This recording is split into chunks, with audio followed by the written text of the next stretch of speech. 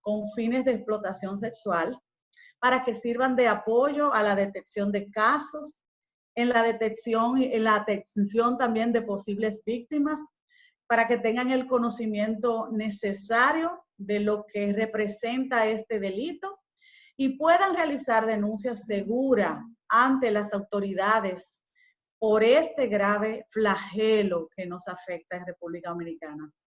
Y en este momento quiero resaltar la labor de Go Ministry, especialmente en el área de Go Medical, que es un equipo de profesionales de la salud que sirven en su comunidad para lograr un impacto en el reino de Dios y llevan cuidado físico, sirviendo en el área de medicina, no solo en la salud mental y psicológica. Y lo que también esto ayuda para conseguir lo que es la curación del espíritu en Cristo Jesús. Y gracias a este equipo de Go Ministry, de Go Medical, quienes están disponibles en esta tarde para recibir esta capacitación para continuar comprometidos a seguir siendo una luz para los vecinos de sus comunidades. Es un placer estar con ustedes en esta tarde. Nosotros tenemos esta capacitación que consta de 2 módulos. El primer módulo vamos a trabajar en la parte física, la parte psicológica de cómo identificar una víctima.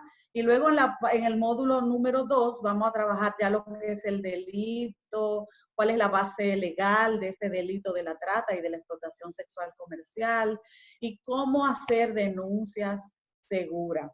Para iniciar esta capacitación, queremos hacer un pequeño test. Vamos a hacer esta dinámica, que es un pequeño test, y yo lo voy a compartir el link por el chat. Ustedes lo van a tomar por ahí, este link. Entonces, mediante esa encuesta que le va a salir cuando ustedes entren a este link, hay unas preguntas que yo quiero que ustedes estén llenando. Entonces, cuando ustedes la llenen, es rápida, bien facilita y bien rápida, ustedes le den a enviar. Entonces, yo le envié este link, ustedes lo tienen ahí, como veo que algunos tienen una conexión para varias personas, pues entonces les voy a dar la oportunidad de que en un momento del día puedan entonces llenar esta encuesta y darle a enviar para que yo pueda recibirla.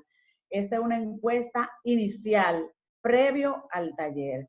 Entonces, vamos ahora a dar paso, les voy a dejar el link en el chat, pero entonces seguidamente vamos a dar paso al primer módulo de esta tarde y voy a introducir, a presentar a mi compañera Luz del Alba Antonio, es psicóloga clínica, coordinadora de la Red de Desarrollo de Misión Internacional de Justicia. Luz del Alba tiene vasta experiencia en lo que son la atención en crisis y lo que es la parte del rescate de niñas, niños, adolescentes que son vendidos, que son tratados, que son explotados. Y ella tiene esa experiencia de lo que se vive en el rescate. Entonces yo quiero presentarla en esta tarde para que ella esté exponiendo en la primera parte, los primeros temas de esta capacitación. Así que les dejo con Luz del Alba Antonio. Buenas tardes para todos. Es un placer para mí estar en este momento compartiendo con ustedes. Vamos esta tarde, como ya decía Josefina, ¿verdad?, abordar un poquito sobre varios temas importantes. Le voy a estar compartiendo mi pantalla. Vamos a tratar el tema sobre el abordaje de las víctimas de explotación sexual comercial. Y realmente es muy importante el abordaje, nosotros poder saber abordar a una víctima de explotación sexual comercial. ¿Por qué? Porque es el primer paso, ¿verdad?, que nos da, que podemos de esta forma llegar a ellas, que podemos de esta forma poder trabajar con ellas. Por eso yo le quiero leer esta frase que me impactó bastante y realmente está en un documento sobre la violación a los niños, el maltrato a los niños, y habla esto es de las Naciones Unidas, habla sobre que los niños y las niñas no son mini seres humanos, con mini derechos humanos, pero mientras los adultos continúen considerándolos como tales, la violencia contra los niños y niñas persistirá. Realmente, mientras nosotros no, como sociedad, no podamos visualizar a los niños como seres humanos completos, donde ellos deben gozar de derechos humanos en su plenitud, entonces la violencia contra los niños va a persistir. Pero esta tarde, ¿verdad? Nosotros estamos aquí porque nos interesa cambiar esa realidad, porque somos personas que estamos comprometidos a cambiar esa realidad que viven los niños y niñas de nuestro país. Y no solamente de nuestro país, sino del mundo. Por lo cual, le quiero presentar los objetivos de nuestra capacitación, por lo menos de mi parte, ¿verdad? Y que tenemos como son identificar algunos mitos que tenemos alrededor de lo que es la explotación sexual comercial, describir el perfil de las víctimas, o sea, en esta parte vamos nosotros a poder conocer cómo se ve la víctima desde diferentes esferas. También vamos a examinar algunos factores que predisponen a que los niños y las niñas sean explotados sexualmente. Y también, por último, vamos a mostrar, y no es porque sea el menos importante, pero vamos a mostrar el importante papel que tienen los prestadores de salud en el proceso de reportar, abordar a un sobreviviente. Realmente queremos, ¿verdad?, despertar en ustedes esa alarma para que podamos trabajar unidos. Y para esto, ¿saben? Para tratar los mitos debemos definir qué es creencia, o sea, nosotros como seres humanos tenemos creencia y la creencia es lo que hace que nosotros seamos lo que somos, ¿verdad? ¿Por qué? Porque por ella nos manejamos. Y podemos decir que la creencia es el estado de la mente en que una persona asume como verdadero y válido los conocimientos o experiencias que tienen sobre determinado suceso o cosas. Es lo que realmente nosotros creemos y damos como válido, pero no necesariamente, ¿verdad? Tiene que ser así. Por lo tanto, yo quiero hoy compartirles con ustedes algunos mitos y realidades que tenemos referente a la explotación sexual comercial. El primer mito que quiero compartir con ustedes es que los niños y las niñas y adolescentes son explotados o prostituidos sexualmente porque les gusta y eligieron este trabajo. Realmente eso, como su nombre lo dice, es un mito, porque la realidad es que la explotación sexual comercial infantil es una violación a los derechos humanos fundamentales de los niños y niñas, no es un trabajo, no, los niños no están allí porque quieren, realmente es una forma moderna de esclavitud y no hay niño o niña prostituta, sino niños o niñas que están siendo prostituidos. O sea, detrás de un niño hay un adulto, hay otra mente maestra que está haciendo, llevándolo a esta forma de vida. Tenemos el mito número 2, el ser explotado sexualmente no siempre afecta a los niños. Realmente las personas entienden, algunas personas, que no siempre afecta porque, ¿verdad? A veces los traumas no podemos verlo en la cara, pero la realidad es que los menores de edad sufren abuso, que sufren explotación, enfrentan daños físicos, daños psicológicos severos que le leccionan su autoestima, le leccionan su capacidad para relacionarse con los demás y van deteriorando a medida que este proceso se va alargando, ¿verdad? La posibilidad de que ellos puedan tener una vida digna y gratificante. Dentro del mito número 3 tenemos que los niños y las niñas explotados sexualmente ganan mucho dinero, pero la realidad es que los únicos que se benefician son los intermediarios o los proxenetas, que facilitan la explotación y ellos se lucran de esta práctica, porque a la larga el niño o adolescente solamente recibe una mínima parte de estas ganancias. y al contrario, está recibiendo daños, como vimos en el anterior, físicos y psicológicos que pueden perdurar a lo largo de toda su vida. En el mito número 4, las personas que utilizan sexualmente a los niños y adolescentes le hacen un favor pagándoles porque así mantienen a su familia. En muchas comunidades esto se normaliza porque entienden que los niños, estas personas le están haciendo un favor porque lo están salvando, cuando la realidad es que utilizar a una persona menor de edad con fines de explotación sexual comercial es un acto delictivo castigado por la ley dominicana y nunca es un favor. Y aunque no todos los casos llegan a la justicia, ¿verdad? Pero sí hay leyes que protegen a nuestros niños contra este flagelo. El mito número 5, la explotación sexual comercial ocurre solo en niñas o en adolescentes del sexo femenino. Eso realmente es un mito muy grande. ¿Por qué? Porque se entiende que los varoncitos no se ven explotados sexualmente, pero la realidad es que los niños y adolescentes varones también son víctimas de explotación sexual. Hay adultos que se inclinan por sostener relaciones sexuales con niños y al igual que las niñas salen afectados de manera física y también mental y emocional. Y tenemos otras verdades aquí que la quiero enumerar de manera rápida. Los niños y las niñas no son objetos, por lo tanto no deben ser tocados. Los sobrevivientes no pueden ser vulnerados de su libertad y mucho menos puesto preso, ¿verdad? Los niños y las niñas no son conscientes, ya que no tienen la edad requerida, o sea, ellos no pueden hacer un consentimiento con la persona que está proponiéndole estas acciones, porque ellos no tienen edad requerida para hacerlo. No son mayoría de edad, ¿verdad? Todas las sobrevivientes de delitos sufren daños a una escala mayor o menor, pero sí sufren daños. Y las víctimas merecen respeto y un trato digno. Dentro de los factores socioculturales que predisponen a la explotación sexual, yo vengo a traer unos cuantos y quiero enumerárselos para que podamos ver cómo nosotros, como sociedad, a veces tenemos esos factores y a veces no nos damos cuenta. Familias disfuncionales. Realmente disfuncionalidad no significa que no esté mamá y papá.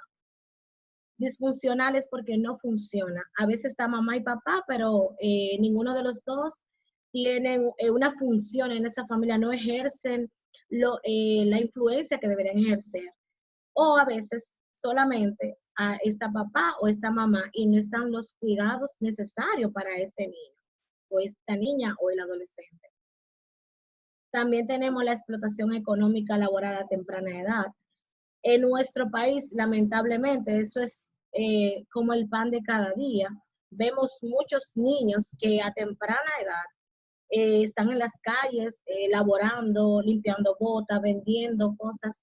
Y esto hace que sea un factor que lo predispone a ello. ¿Por qué? Porque esas personas que se quieren aprovechar de los niños, aprovechan estos espacios donde no está con mamá, donde no está con papá, donde no está con alguien que lo puede cuidar y que ellos están buscando, ¿verdad? Dinero, cómo sostener posiblemente a su familia porque lo están obligando a trabajar. Y esto lo predispone a ellos a que puedan caer en las garras de esas personas.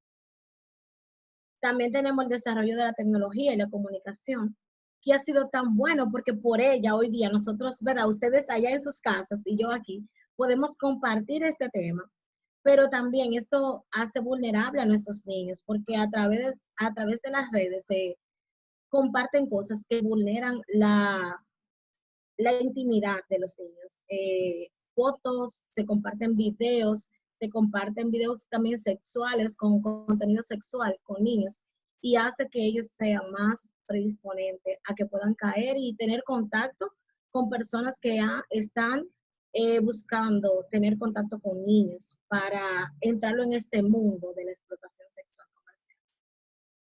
También la expulsión o expulsión de la escuela. Realmente un niño, ¿verdad?, que no está estudiando, y aunque nuestra leyes dominicanas dicen que un niño no debe ser excluido de la educación, pero la realidad es otra. Vemos que a veces por falta de documentos, a veces por muchas causas, en ocasiones hasta por malos comportamientos, pero que a veces no se evalúa el fondo de este comportamiento, los niños son expulsados de las escuelas y esto hace que ellos sean más vulnerables a este flagelo de la explotación sexual comercial. También la erotización del cuerpo infantil, publicar contenidos sexuales con el cuerpo de una niña, de un niño, y nuestro país está viviendo realmente consecuencias de estas cosas.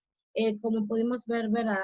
Una historia muy triste del caso que pasó con la niña, es parte también de explotación sexual, porque esta persona estaba tratando de sostener una relación sexual con una niña de 6 años a cambio de un teléfono. Y aunque no se le dé el nombre en nuestra sociedad de manera adecuada, pero es explotación sexual. Embarazo en la adolescencia. En nuestro país es alarmante la tasa que tenemos de niñas, de adolescentes embarazadas. Y esto hace también que sea un factor muy predisponente a que las niñas, luego que tienen ese bebé, una bebé teniendo un bebé, ¿verdad? Entonces no tengan trabajo, no estén preparadas para mantener a sus hijos, para darle una estabilidad, por lo tanto pueden caer también.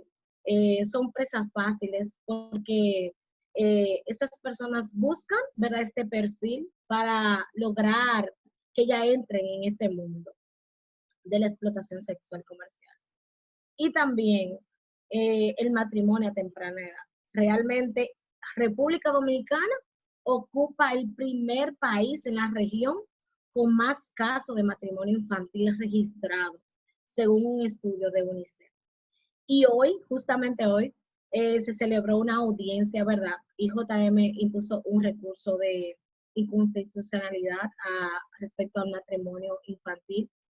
Y yo quiero que nos unamos a esta lucha, realmente es un llamado para que podamos nosotros unirnos a esta lucha y que esto ya no sea una realidad en nuestro país. Está, según UNICEF, el 12,5% de las dominicanas de 20 a 49 años de edad se casaron o se unieron antes de los 15 años. Y eso es alarmante porque sabemos que una niña, un niño de 15 años o menos no está capacitado para tener, ¿verdad?, un matrimonio, para sostener una relación. Entonces, esta realidad debemos cambiarla. También tenemos la pobreza, que es también uno de los factores muy predisponentes para que se pueda dar este delito. Y quiero entrar ya en el perfil. Realmente, perfil de las víctimas, quiero a nivel, ¿verdad?, general, para que podamos conocer, y luego vamos a entrar perfiles a nivel médico, como ustedes pueden observar. Pero lo primero es que estos niñas tienen parejas amorosas con el estilo de vida de riesgos o delictivo. Podemos ver que son personas que posiblemente venden o consumen sustancias prohibidas, drogas. También ellas tienen conducta de riesgo en torno a la salud, consumen sustancias prohibidas, no tienen ningún tipo de cuidado en cuanto a su salud. No cuentan con habilidades vocacionales. ¿Por qué? Porque en muchas ocasiones dejan la escuela, como estuvimos conversando, ¿verdad? Y también experiencias traumáticas en el pasado. A veces esos niños, niñas o adolescentes vienen con experiencias de abuso desde sus hogares, de diferentes formas, abusos sexuales, abusos físicos, emocionales, y esas experiencias traumáticas van cambiando la forma de ellos ver el mundo. También tenemos que ya a nivel, ¿verdad?, físico, y tenemos signos de abusos físicos como son quemaduras, como son golpes, como son cortadas. A veces también se laceran ellas mismas, de ellos mismos, porque por causa de su dolor empiezan a lacerarse. También comportamiento sexualizado, sentimiento de tristeza, angustia o ansiedad. Como les decía anteriormente, ausentismo o deserción escolar, porque sencillamente a veces son rechazados o a veces deciden dejarlo porque el estilo de vida que tienen a veces no encaja con, ¿verdad?, un estudiante y son rechazados. Comportamiento aislado o distracción. Y algo muy importante, se jactan sobre hacer o tener mucho dinero, cuando realmente uno sabe que no cuenta con las habilidades, ¿verdad?, vocacionales para tener un trabajo que le dé o que le provee esa cantidad de dinero. También las familias tienen un perfil, mayormente son monoparentales, o está mamá o está papá, o como les dije antes, a veces está mamá o papá, pero sencillamente no funcionan, no tienen roles como padres. Habilidades parentales pobres, que aquí encaja lo que le acabo de decir, no tienen habilidades y a veces esto ha sido una historia repetida porque una niña trae a un niño y esa niña no tiene esas habilidades y va creciendo, ¿verdad? Y sigue, es como un círculo y vuelve y se repite la historia. Presencia o de historia de violencia intrafamiliar o de género y de incesto, eso se puede ver mucho en las familias de víctimas de explotación sexual. También ingresos económicos deficientes con condiciones deplorables y asignamiento. Aquí entra lo que hablábamos anteriormente de la pobreza. Falta de documentos de identidad, tanto los padres como los hijos. Y como les dije, esto es un círculo, porque si el papá no tiene o mamá no tiene documentos, ¿verdad?, tampoco tienen la forma de declarar y de darle una identidad a sus hijos. Y el perfil de la comunidad, tenemos que niveles significativos de pobreza, recursos o escasos recursos comunitarios, donde posiblemente nosotros vamos a encontrar más un drink o vamos a encontrar una discoteca y banca de apuesta, pero posiblemente en esa comunidad no vamos a encontrar un lugar ni de recreación, ni una cancha o un lugar donde los jóvenes de esa comunidad puedan estudiar, hacer algún técnico.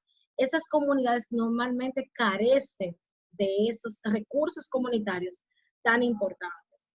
Y también, cuando todo esto se da, unimos todo eso, entonces hay un nivel alto de delincuencia, porque cuando el joven no tiene formas de ingreso, cuando las comunidades no tienen forma de empoderamiento, entonces la delincuencia lamentablemente crece. Aquí también otra parte, existe normalmente en esas comunidades una alta tolerancia a la explotación, porque a veces vemos eso o ven eso como una forma de salir o de tener recursos.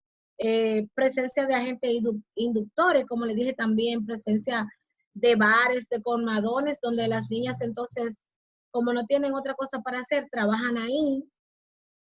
Familias y niños en zona de prostitución se quedan en esta zona, a veces la madre trabajando en un bar o en un, ¿verdad?, burdel, y sencillamente ahí mismo tiene que vivir con sus hijos o con sus niños. Y esto hace que sea muy predisponente a la explotación también. Y acosos también de clientes potenciales, como son amigos, vecinos, transeúntes. Realmente en esas comunidades siempre va a aparecer alguien que se quiera aprovechar de todo esto que yo he hablado para poder sacar ventaja. Pero como médico, ¿qué signo puedo yo notar para sospechar que un NNA está siendo explotado? Yo sé que quizá esta es una de las preguntas, ¿verdad?, que nos podemos hacer, porque ya yo le definí todo a nivel psicológico y todas esas cosas, y perfiles de la comunidad, pero como médico, ¿qué podemos? En cuanto a lo físico, tenemos indicadores. Lo primero es que infección de transmisión sexual, o sea, que no va acorde con la edad de ese niño o de esa niña. Embarazos actuales o historia de embarazos previos, donde posiblemente, aquí se da el siguiente punto, ha tenido un aborto, ya sea inducido o a usted le dice, no, fue un aborto espontáneo. También puede ser un aborto espontáneo totalmente porque, ¿verdad? Por el estilo de vida llega a perderse esa criatura. Evidencia de violación vaginal o anal con fisuras o destrucción de esfínter. Realmente eso es, aunque a veces es un signo de alarma, de quizás una violación sexual, pero también en el caso de los niños que son explotados, eso también debe ser un signo de alarma para ustedes como médicos. Característica en el tono de la vagina o el ano que indica actividad sexual no correspondiente con la edad. O sea, una niña de 11 años que usted la examina y se da cuenta que posiblemente tiene tiempo que ya su esfínter, ya su, o sea, ya tiene tiempo que está sosteniendo relaciones sexuales. Y también tenemos que evidencia y uso de alcohol y drogas. ¿Por qué? Una forma también de estos niños escapar de esta realidad es caer en el mundo de las drogas y del alcohol, porque eso le produce dolor. Y realmente esto es una forma, también es una forma de las personas que la está explotando, hacerla dependiente de, ¿por qué? Porque le provee la droga, le provee también el alcohol. Y son tácticas que utilizan en ese sentido. Estos son los indicadores físicos. También indicadores psicosociales, manejo de cantidad de dinero, como les dije anteriormente, y de ropa, que realmente no concuerdan con la edad, ni con el estatus social, ni con la economía familiar. Comportamientos sexualizados con pares o con personas adultas. Son niños y niñas que aunque tienen poquita edad, se comportan de manera muy sexualizada.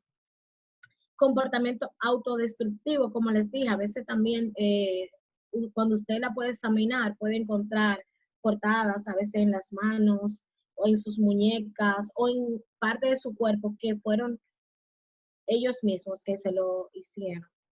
También cuando indaga referente a dónde vive, pueden decir que viven en la calle o que se fugaron de sus casas. Eso debe ser uno de los signos de alarma para nosotros ver si estamos delante de un niño que está siendo explotado sexualmente. También si usted está indagando, ¿verdad? Esa persona, ese niño, esa niña llega a su consultorio, cuando le habla respecto si está en la escuela, a veces, o sea, le va a decir que no está en la escuela o que se fue o que ese año no está estudiando. Dificultad para acatar límites también tienen. ¿Por qué? Porque realmente están en una etapa de, ¿verdad?, de desarrollo. Sabemos que los adolescentes tienden a ser un poquito rebeldes y al estar viviendo este tipo de vida, entonces se le dificulta porque no tiene una persona de autoridad que está guiándole, ¿verdad?, de manera sabia. Entonces tienen dificultad para acatar límites. Y otra cosa muy importante también, de nacionalidad extranjera, sin documentos y sin domicilio fijo en el país. Esto debe ser para ustedes también un signo de alarma. Personas que son extranjeras, pero que no tienen nada de documento. Muchas veces es que los documentos se lo tienen retenido de forma para que no se puedan ir del país, para que no se puedan ir a otro lugar, y como tienen sus documentos retenidos, entonces tienen que quedarse en ese lugar. Y domicilio, no tienen domicilio fijo porque en ocasiones la están trasladando de lugar en lugar o se le ha prohibido decir dónde vive. Realmente esto, la explotación sexual comercial, tiene un impacto en todos los niveles en el desarrollo de los niños, niñas y adolescentes. Y lo primero que impacta es la valoración o la autoimagen. Por lo tanto, produce desvaloración de su autoimagen y baja autoestima. También pérdida de confianza en sí mismo. Ellos realmente, como su autoestima está baja, ¿verdad?, también pierden su confianza. Sentimientos de culpa o vergüenza. En ocasiones usted puede tener enfrente un niño o una niña o adolescente que está siendo explotado y va a ver que tiene vergüenza porque no quiere hablar de ese evento. Embarazos no deseados, embarazos que llegan y no lo quieren, obviamente, porque ¿verdad? Estás pasando un momento difícil, posiblemente no es el escenario donde nadie quisiera tener un embarazo y por lo tanto son embarazos no deseados. Vulnerabilidad para caer en adicciones, como dijimos anteriormente, y también infección de transmisión sexual.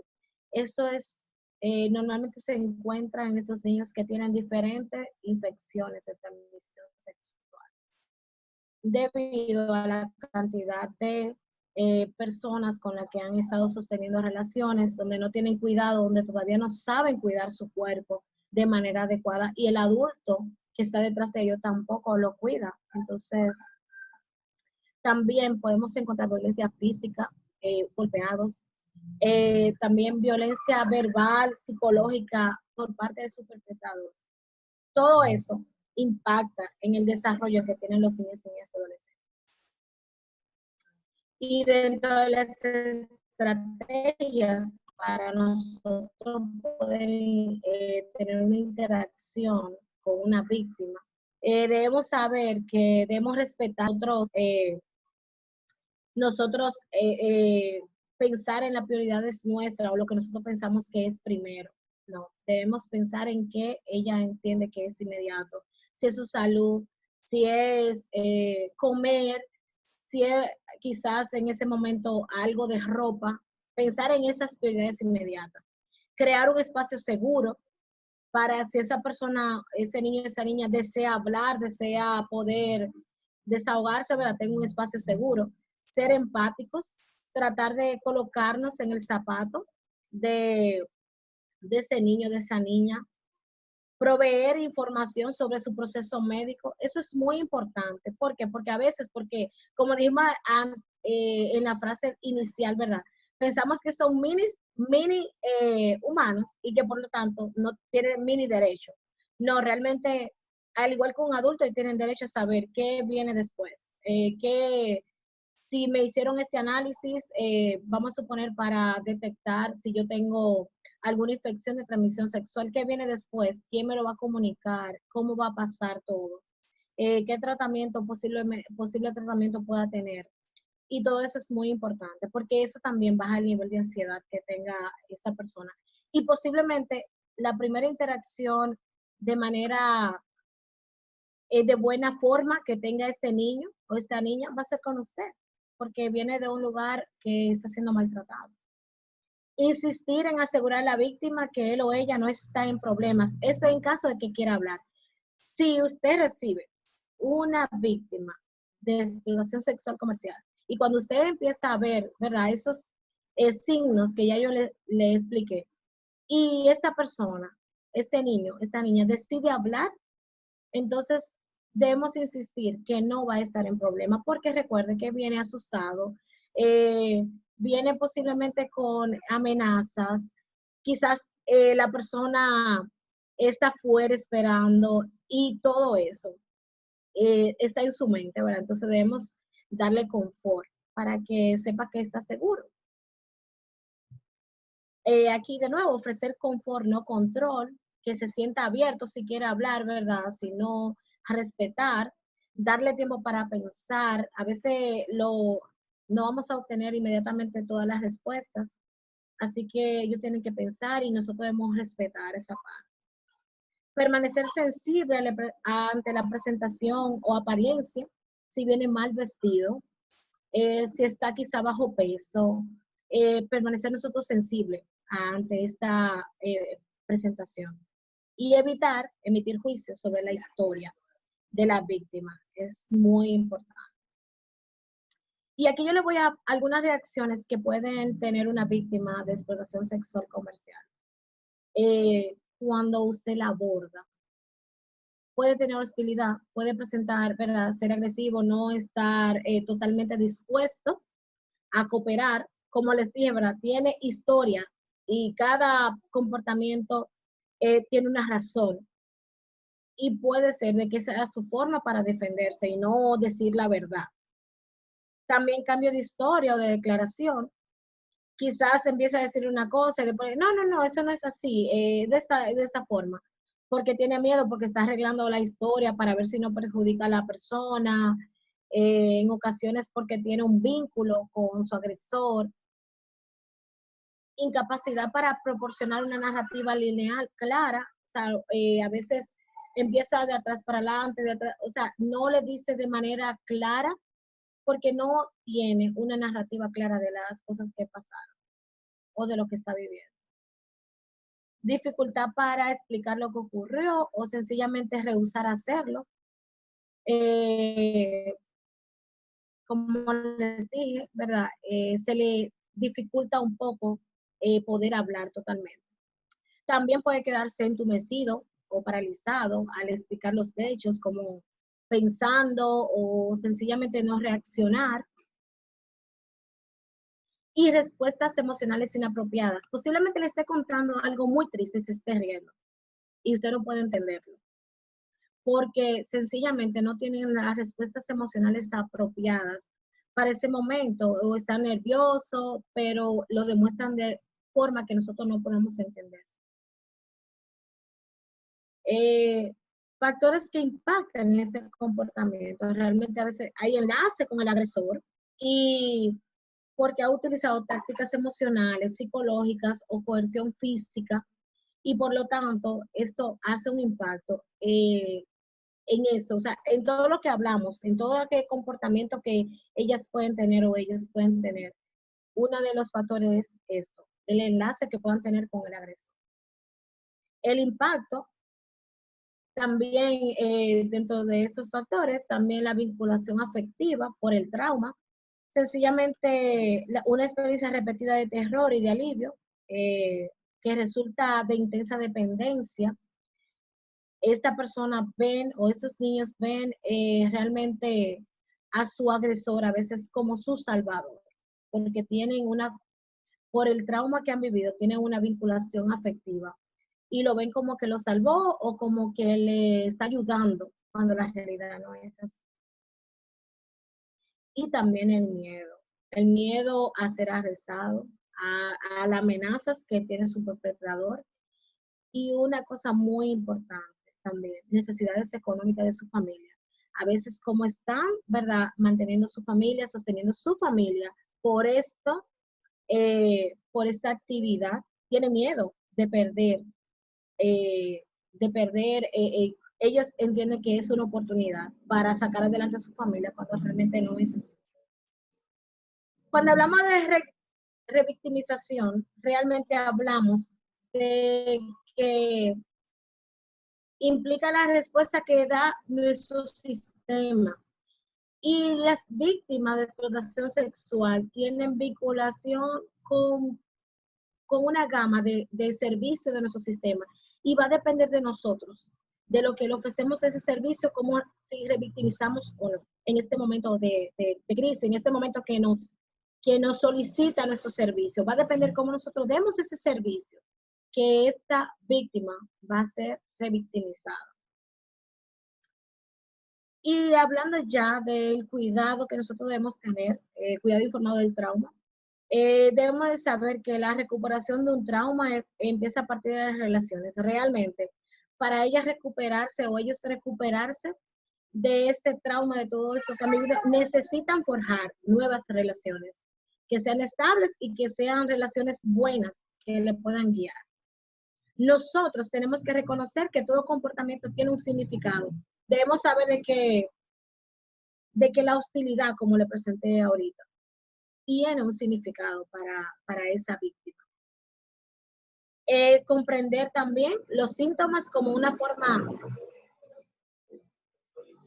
de adaptación, buscar el confort del sobreviviente, no el control sobre el mismo, y construir a partir de las fortalezas. Nosotros debemos empezar a ver a esa persona, al tratarla, ver qué cosas buenas trae dentro de toda esa narrativa para empezar a construir un buen rapport con esa sobreviviente, con esa víctima, a través de esto, de esas fortalezas que pueda expresar.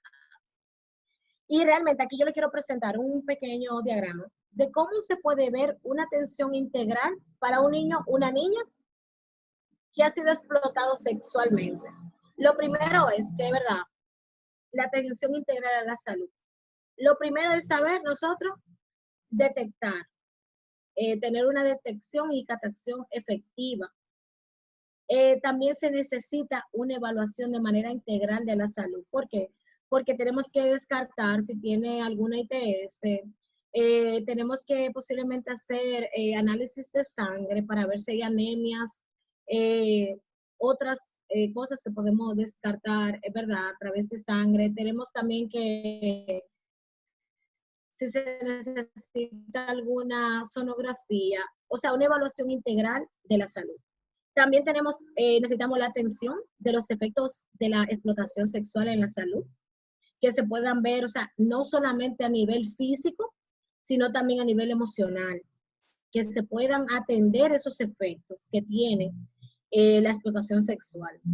También la educación en salud y autocuidado, esto también lo puede proveer el prestador de salud. Hablarle respecto a cómo cuidarse, a su autocuidado y en torno también a quizás hábitos que no son saludables para su salud, ¿verdad? Poder también orientarlo. El seguimiento en los tratamientos. Realmente esto sería como el mundo ideal, ¿verdad? De cómo se debe abordar de manera de la atención integral de la salud a un sobreviviente. Deberíamos tener una persona, ¿verdad?, que le pueda dar seguimiento a esos tratamientos y posiblemente el Estado proveer esos tratamientos que quizás no tengan los recursos para comprarlo, si necesita algún medicamento y darle seguimiento. Y no solamente los tratamientos de manera a modo de medicamentos, también si se va a necesitar posiblemente una psicóloga o un psiquiatra o lo que se necesite, que alguien le pueda dar un seguimiento a esos tratamientos, que se vea, que pueda ver, ¿verdad?, si está siguiendo eso. Y por último, denuncia de articulación de protección. Realmente ya esta parte la va a hablar la abogada, nuestra abogada. Pero sí, usted como médico también puede hacer denuncias.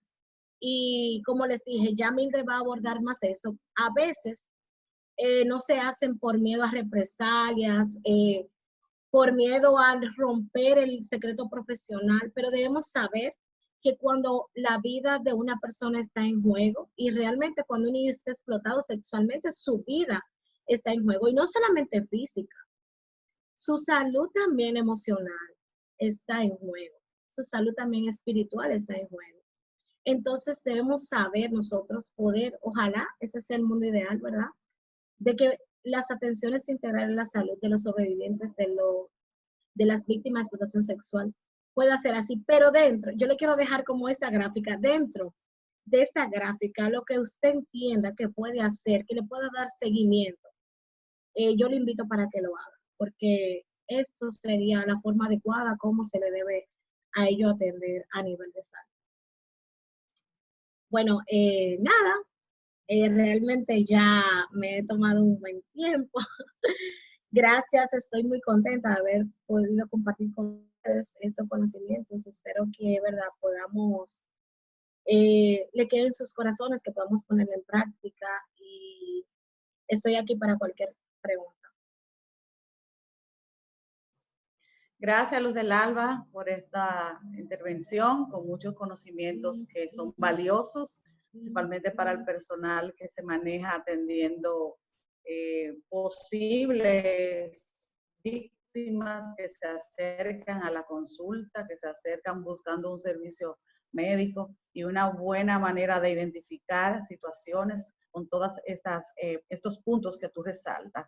Si tienen alguna pregunta, yo les invito a que la puedan anotar o si la quieren escribir en el chat. Para el final de las dos ponencias, entonces vamos a tratar tratar esas preguntas y a responder cualquier inquietud que ustedes tengan. Entonces, en esta siguiente parte, yo les voy a presentar de Misión Internacional de Justicia.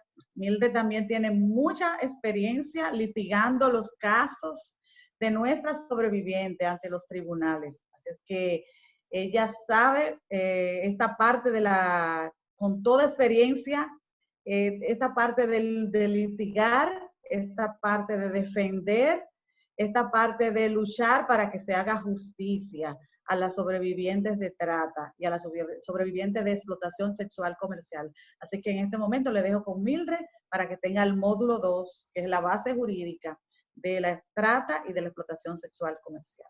Mildred. Buenas tardes, como bien dice Josefina, Mildred de este lado, un placer estar con ustedes.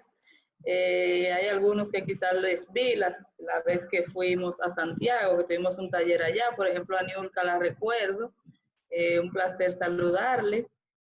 Es que vamos a estar por aquí unos minutos compartiendo un poquito de nuestras experiencias, de lo que el Señor nos ha permitido ver y aprender sobre este tema. Me alegra mucho que ustedes como personas que son prestadores de servicios de salud escuchen sobre estos temas, porque aquí sentada me llegó a mi mente una situación que viví en un momento que fui con una de las sobrevivientes que le iban a hacer una evaluación ginecológica. Y recuerdo que la doctora que le recibió, al momento de hacerle la evaluación, en el lugar no había bombillo en el cubículo.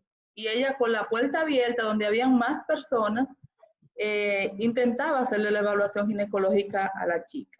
Entonces, eso me mostró la falta de sensibilidad que tienen algunas personas, algún prestador de servicio. Ella, de una manera tan despectiva, le decía, quítate la ropa, haz esto, y la niña, con la preocupación de que la puerta estaba abierta, estaba cohibida. Pero la persona que le estaba dando el servicio actuaba de una manera que yo me sentía en ese momento tan impotente. Entonces, es muy, muy importante que ustedes estén aquí en esta tarde para llevarle quizás a otro estos conceptos de sensibilizarnos con el trato a las víctimas, que como bien decía Luz del Alba, no están en esa condición porque han elegido estar ahí, no es porque a ellas les gusta, no es porque es bueno, no están ahí por eso, están ahí porque son víctimas, que son las víctimas del sistema, víctimas de tantas cosas, no solamente del explotador, son víctimas de muchísimas cosas. Así es que le agradezco en esta tarde que ustedes estén con nosotros. Y el solo hecho de que estén aquí es porque son personas sensibles a las necesidades de los demás. Y eso es lo importante, cuando somos sensibles a la necesidad que tiene nuestro prójimo, como bien nos dice la palabra, absorbemos, y no solo absorbemos para nosotros, sino para el que está a nuestro lado. En este momento yo voy a compartir mi pantalla con ustedes.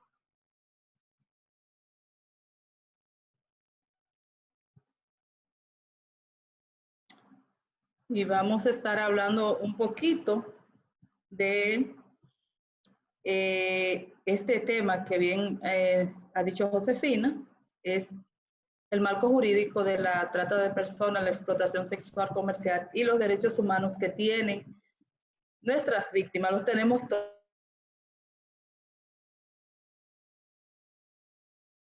Nuestras víctimas tienen todos sus derechos que le asisten. Entonces, ya Josefina hace unos minutos cuando se presentó nos habló de nuestra misión como IJM y de las oficinas que tenemos. Entonces yo voy a entrar a hablar del concepto de trata de personas, que solamente escuchar el tema, trata, nos lleva a nosotros a ir a lo que escuchamos de hacer tratos. Cuando una persona y otra hacen un trato, yo te doy esto y tú me das esto. Esto pasa también en la trata de personas. Los tratantes hacen acuerdos con personas para explotar personas y para, en su algo, vender personas. Entonces, trata de personas es la manera cuando se capta, se transporta, se traslada, se le da acogida, recepción a una persona con los fines de explotarla en cualquiera de sus modalidades, porque hay trata con diferentes modalidades. Cuando nosotros vemos niños que están en la calle pidiendo, eso es mendicidad y eso es una forma de trata. Hay trata de diferentes modalidades, pero en el caso de IJM nosotros trabajamos la trata de personas con fines de explotación sexual comercial. Entonces, la trata es esto, cuando una persona capta a otra, la traslada, le da la acogida, la tiene en su casa o en algún lugar X, con el firme propósito de beneficiarse de ella. El fin es explotarla para obtener un beneficio. La trata de personas es la esclavitud del siglo XXI. Ya no es como antes, que los esclavos tenían cadenas y un cepo que arrastraban. Y por eso llamaba mucho la atención. La trata es algo que está disfrazado, una esclavitud disfrazada, y por eso a simple vista no la vamos a detectar. Pero sí es un delito bastante lucrativo en el cual los tratantes se benefician muchísimo. Dice, los estudios nos muestran que el delito de trata, después del tráfico de droga y el tráfico de armas, es el que más beneficio deja. Es decir, por esto que vemos que no hay tanto interés de que se erradique, se elimine, porque hay muchas personas que se benefician de ello.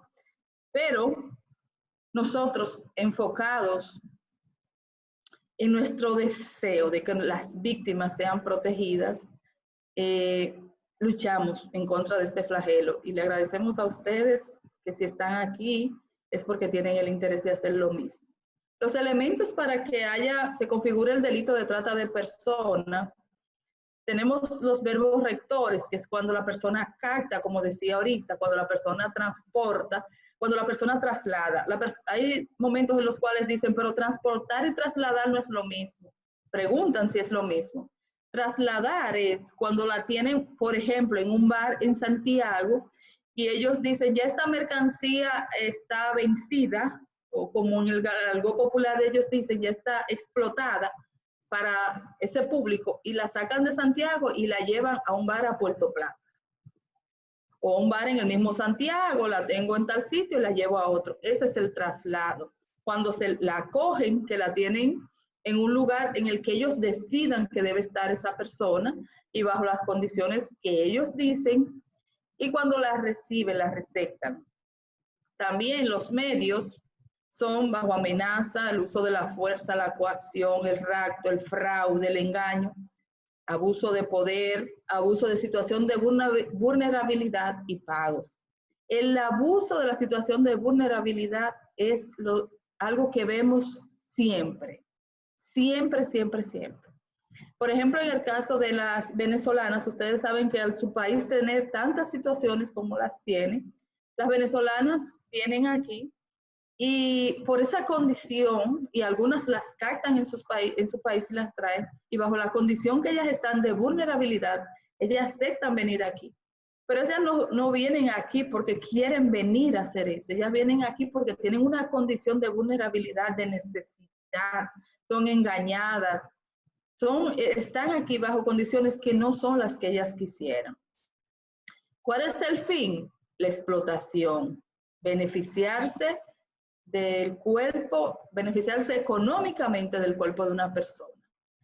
¿Cuáles son las formas? La prostitución ajena, la explotación sexual, los trabajos o servicios forzados, la esclavitud, las prácticas análogas a la esclavitud, la servidumbre y la extracción de órganos.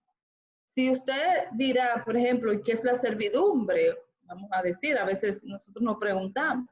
La servidumbre es cuando estás sometido bajo alguien que tú no puedes hacer nada de lo que tú quieres, sino tú tienes que hacer lo que esa persona dice. Tú estás sometido bajo todas sus reglas, bajo todos sus mandamientos, tú no puedes hacer nada más. El tratante, la persona que comercializa con personas, es una persona que tiene cierto poder económico. Por ejemplo, en los pueblos, hay personas que fueron, vamos a decir, un ejemplo, fue síndico en una época, tiene cierto poder económico y aparte relaciones. Entonces, ¿qué hace? Pone un bar, pone un negocio con unas ciertas fachadas y allí ese hombre capta a esas mujeres, se beneficia de ellas, pero como es una persona con poder económico, nadie quiere decir nada. Y si dicen, a veces ni caso se le hace. También personas con cierta autoridad, personas que son influyentes, como nosotros tuvimos un caso de un militar retirado de Sabana de la Mar, que eres militar retirado, pero es médico pediatra. Entonces, esa comunidad empobrecida, él iba a ofrecerles medicina, entre paréntesis, a las niñas, y bajo esta condición, ¿qué hacía? Las explotaba. También dentro del perfil del tratante hay personas de edad avanzada, señores ya mayores, personas que en las comunidades son los benefactores, por ejemplo. Nosotros tuvimos un caso en una población en Samaná, que era un extranjero que él le hacía fiesta a los niños y le hacía regalos. Era el benefactor, pero en conclusión era el abusador. Entonces, todas estas cosas nosotros debemos tenerlas presentes. Cuando una persona llega a una comunidad atrayendo a los niños, llamando niños, regalándole cosas a niños, haciendo actividades con niños, debemos tener ojo avisor con eso. También el perfil de las víctimas, Luz del Alba lo desarrolló de una manera magistral, que son personas vulnerables, que están expuestas a condiciones de vulnerabilidad, que su aspecto económico las lleva a caer en esta situación. Tuvimos un caso en una comunidad en Puerto Plata, que el extranjero le dice a la niña que se acerque a su casa para que le limpie la casa. La niña, en su necesidad económica, va porque va a limpiar la casa y él le ofrece pagarle por limpiarle la casa. Pero el interés de él no era que la niña le limpiara la casa. El interés de él era abusarla, hacerle fotografías desnudas, un sinnúmero de situaciones. Y estas fotografías que él tomaba de esta niña, él las vendía en su país. Entonces, con eso también debemos tener ojo avisor. Extranjero que ¿por qué una niña donde hay tantas mujeres adultas que pueden limpiar y que están en necesidad? Entonces, todo eso nos debe llamar a nosotros a la atención. A veces nosotros estamos en nuestras comunidades y decimos, bueno, esa muchachita no es mía, no es familia mía, no es nada mío, su papá es que tiene que hacerlo. Pero hay una condición, y es que la Constitución nuestra nos dice a nosotros que la sociedad, y nosotros somos la sociedad, nosotros tenemos que velar por el interés de los niños, niñas y adolescentes. Nosotros debemos protegerlos. Y no solamente es decir, eso es el Estado que le toca, eso le toca a los padres de esa niña, eso también nos toca a ti y a mí porque somos sociedad. Y si somos iglesia, mucho más todavía. Debemos preocuparnos porque somos muy dados a decir, eso no es conmigo, esa niña es malcriada, nadie puede con ella o algo. Pero aunque esa niña sea malcriada, nadie pueda con ella. Es una niña que tiene derechos y nadie, porque ella sea malcriada, o sea, nadie tiene derechos a abusar de ella. Nadie tiene derechos a explotarla, nadie tiene derecho a abusarla en ninguna manera. Entonces, Luz del Alba lo dijo, que las niñas cuando son rescatadas ven a las autoridades como una amenaza, pero eso es también por la forma que tienen las autoridades a veces de no darle el trato que ellas merecen. Y también tenemos una condición en ellas que no se reconocen como víctimas porque ha sido tan normalizado eso en sus vidas que ellas no entienden que son víctimas de esta condición. Tenemos una diferencia que también se confunde mucho, la trata con el tráfico ilícito de migrantes. La trata y el tráfico tienen diferencias. ¿Por qué? Porque los verbos rectores del tráfico son diferentes a los de la trata. Son promover, inducir, constreñir, financiar y transportar. Esos son los verbos. El que hace viajes ilegales los promueve, induce a las personas. Algunos son constreñidos, es decir, obligados, los transportan. ¿Y por qué medios? Medios terrestres, marítimos o aéreos, con el fin de obtener un beneficio financiero. El tráfico siempre será traspasar una frontera, siempre será ingresar a otro territorio. la trata se da trata interna como trata externa. La trata en nuestro país, de San Juan, por ejemplo, llevarla a Baní, eso es trata interna. Pero cuando hay trata que es ya llevarla a otro país, pero cuando el tráfico, perdón, es violentar la soberanía de otro estado. Es llegar como le ofrecen, te llevo a Puerto Rico. Entonces están violentando esas leyes de entrar a Puerto Rico, que usted debe entrar de manera legal, que todo el mundo debe tener un permiso para entrar a Puerto Rico, un ejemplo. Entonces, la trata aquí de Santiago a Baní, esa es trata interna. Cuando hay trata,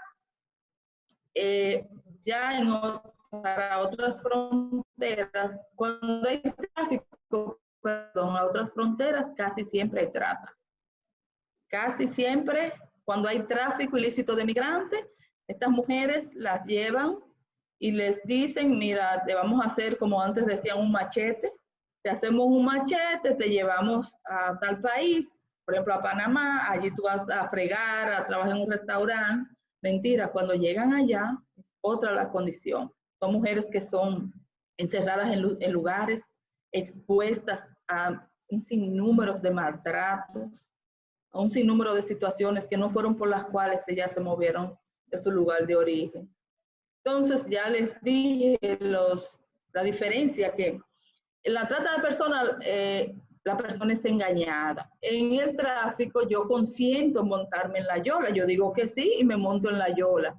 También en la trata, perdón, el fin es beneficios económicos, hacerse más rico el tratante, tener más beneficios. En el tráfico es entrar a una nación de manera ilegal. La trata se puede dar dentro o fuera, como le dije, y el tráfico siempre será violentando una frontera. También la trata de personas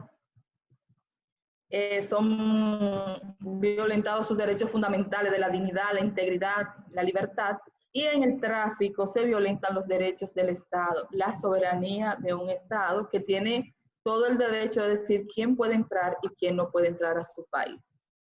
Entonces, les decía ahorita que las víctimas tienen derechos que nadie le puede quitar.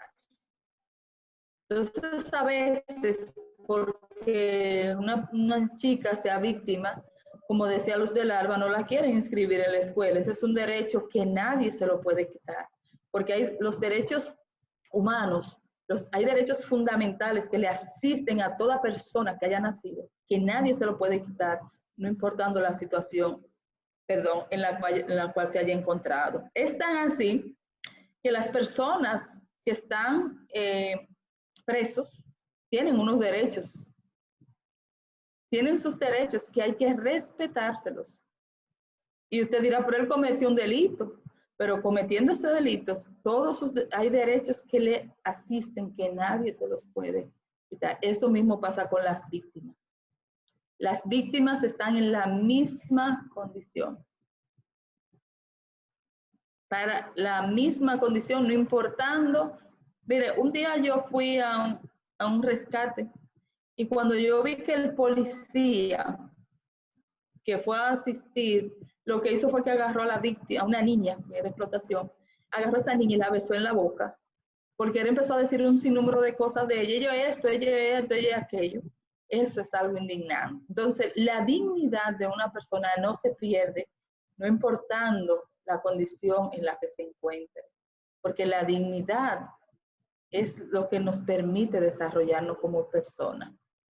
Entonces, los derechos fundamentales de cada persona le asisten en todo momento de su vida. La dignidad humana, que es un conjunto de valores especiales y superiores que tiene cada persona y son los que le permiten tener una vida en sociedad. Una persona que tiene esos valores que le asisten. Entonces, la trata de personas es una violación a esos derechos humanos. ¿Por qué? Porque esa persona es explotada, porque esa persona se le coarta su libertad y esa persona se le pisotea su dignidad. Fuimos a un rescate en un momento y las víctimas cuando hablaban, ellas se sentían tan insignificantes que cuando las psicólogas trataron de darle asistencia, ellas le dijeron, llegaron tarde. Le dieron, ustedes llegaron tarde, ya ellas se sentían que su dignidad estaba pisoteada, ellas se sentían que ellas no merecían recibir asistencia de esas psicólogas. Entonces, la trata lleva a la persona a eso, a perder su identidad, a aceptar ser pisoteada, a entender que su agresor, esos otros, al verlas, debemos entender, no verlas como que ellas quieren estar en esa condición, sino debemos verlas como personas que necesitan de nosotros porque están en una condición que no es la que merecen. Entonces, los derechos fundamentales tienen ciertas características que son universales, son irrenunciables y son imprescriptibles, como le decía ahorita, que porque usted esté preso no prescriben sus derechos. Aunque usted renuncie a ellos, sus derechos no prescriben, le persiguen. Son individuales, es decir, son de cada persona, son inalienables, son míos y son progresivos. Entonces, es necesario, en el tiempo que nosotros estamos viviendo, que todos reconozcamos los derechos fundamentales de las víctimas. Que nosotros, eso que se le ha robado, nosotros tratemos un poquito de resarcirles y de decirles, sí, tú tienes estos derechos. Entonces, ¿qué es una víctima? Su esposo le ha producido un daño. Entonces, la víctima es aquella persona que ha recibido un daño en cualquier área de su vida. Por ejemplo, las víctimas de trata, pero ella no fue maltratada físicamente, pero psicológicamente ha sido maltratada y eso es un daño. Entonces, la víctima es aquella persona que puede recibir lesiones físicas, mentales, sufrimiento emocional, pérdida financiera o un menoscabo sustancial de sus derechos fundamentales, que es lo que pasa con las víctimas de trata, que sus derechos fundamentales son menoscabados en todo momento. No se le permite con libertad ejercer esos derechos que ella tiene, de caminar libremente, de decidir lo que quiere hacer, sino que es otra persona que decide por ella. También,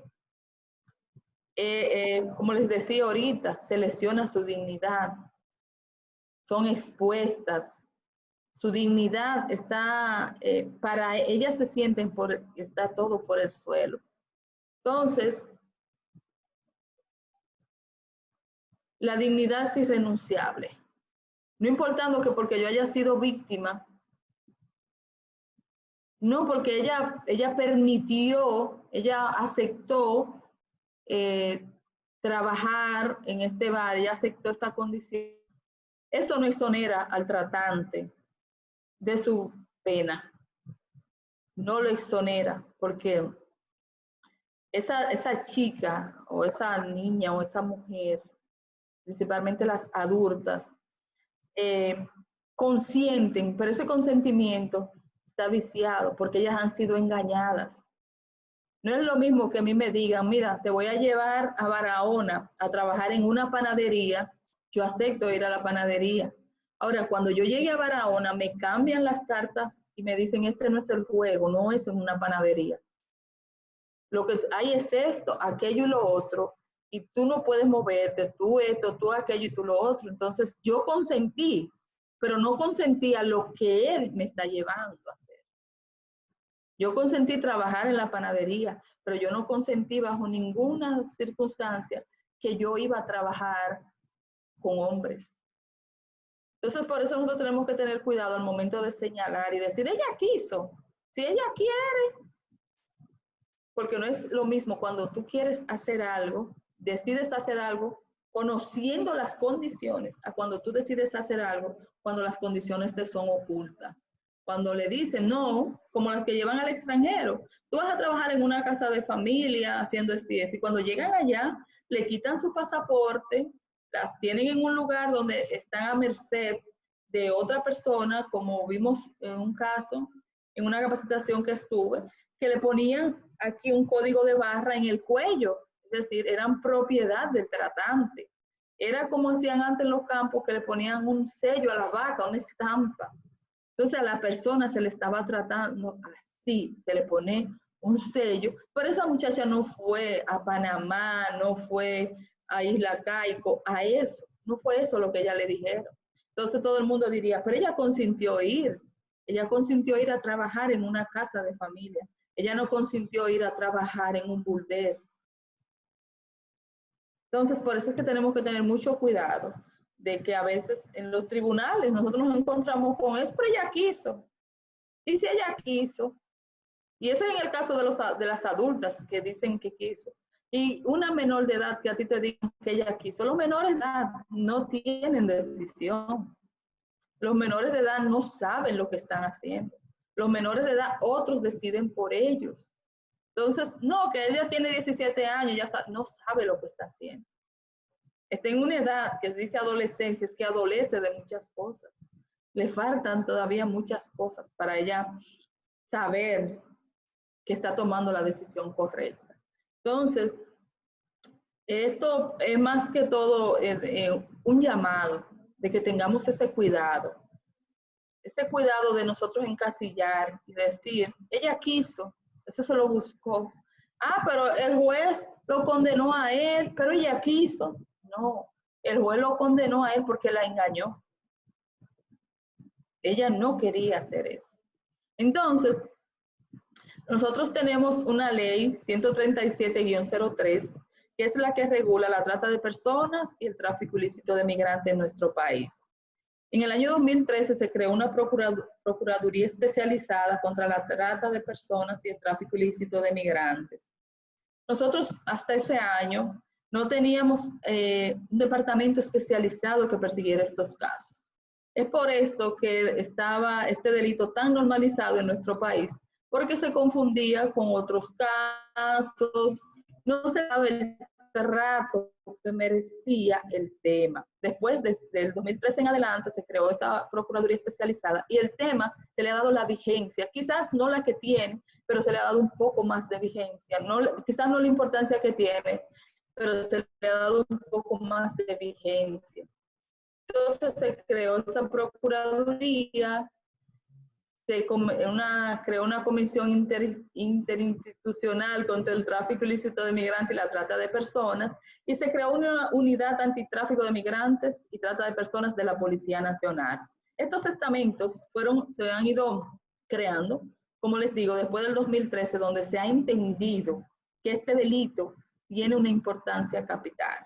Porque antes, como les dije, se confundía con otros delitos, no se le daba la importancia requerida, no había personas capacitadas en ese tema, pero tenemos un magistrado que él decidió capacitarse, darlo todo por este tema, el magistrado Jonathan Baró, y este magistrado nos abrió el camino a partir del 2013, para que se diera la importancia y la vigencia a este tema. Es posible que por eso estemos aquí hoy hablando del tema. Entonces, tenemos protocolos de detención y asistencia a niños, niñas y adolescentes, a personas adultas, a víctimas de trata de personas. Es decir, son avances que el país ha ido teniendo. Tenemos un plan nacional contra la acción contra la trata de personas y el tráfico ilícito de migrantes. Después de 2013, vuelvo y les repito, hemos tenido acciones tendentes a que este delito se le dé la importancia que necesita, que a las víctimas se le trate como lo que ellas son, personas que le han sido vulnerados sus derechos, personas que tienen derechos que nadie se los puede quitar, que en todo momento de su vida estos derechos le asisten. Y son personas que necesitan de usted, necesitan de mí, son personas que necesitan de la sociedad. Y usted y yo somos la sociedad. Usted dirá, no, pero yo me tengo que enfocar en mis hijos. No, usted y yo como sociedad debemos enfocarnos en estos niños, niñas y adolescentes, y aún en esas personas adultas que nosotros vemos que están bajo condiciones de servidumbre, personas que están esclavizadas en burdeles, en lugares. Cuando nosotros dábamos los talleres de manera presencial, se nos acercaban pastores y nos decían en sus comunidades qué estaba pasando. Hay un burdel que hace esto, que hace aquello. Es decir, en las comunidades nosotros sabemos lo que está pasando. Lo que pasa es que a veces nos decimos que eso no es conmigo y también a veces tenemos miedo de dar los pasos necesarios. Si usted conoce de un caso, usted puede acercarse y poner una denuncia y usted no tiene que ser involucrado en esto. Usted lo puede hacer de manera anónima. Usted puede decir, mire, está pasando esto, está pasando aquello, está pasando lo otro. A la fiscalía más cercana que a usted le quede, usted va y denuncia, a un destacamento cercano, usted va y hace la denuncia y usted dice, está pasando esto. ¿Por qué? Porque usted va a ser protegido. Es decir, su nombre, si usted le dice, mira, yo lo quiero hacer de manera anónima, usted no se va a ver involucrado en nada de esto. Usted lo que está haciendo es una labor social. Usted está llevando una voz de auxilio para alguien. Usted está siendo el mensajero de esa persona que está siendo explotada. Usted está haciendo lo que la palabra nos manda a nosotros. Al momento de usted moverse, hacer una acción por una persona, por un niño que está siendo explotado, que está siendo violado, que está siendo maltratado, al momento de usted hacer eso, usted está siendo un mensajero del Señor para libertar a ese niño, niña o adolescente, o a esa mujer adulta que tienen en ese lugar sometida bajo reglas que no son las que ella debería estar, porque al ser un humano tiene derechos, tiene todos los derechos que tenemos usted y que tengo yo. Entonces yo le animo a que usted pueda acercarse. Por ejemplo, usted, si trabaja, es prestador de servicios médicos, puede ser que se encuentre con situaciones que a usted le llamen la atención.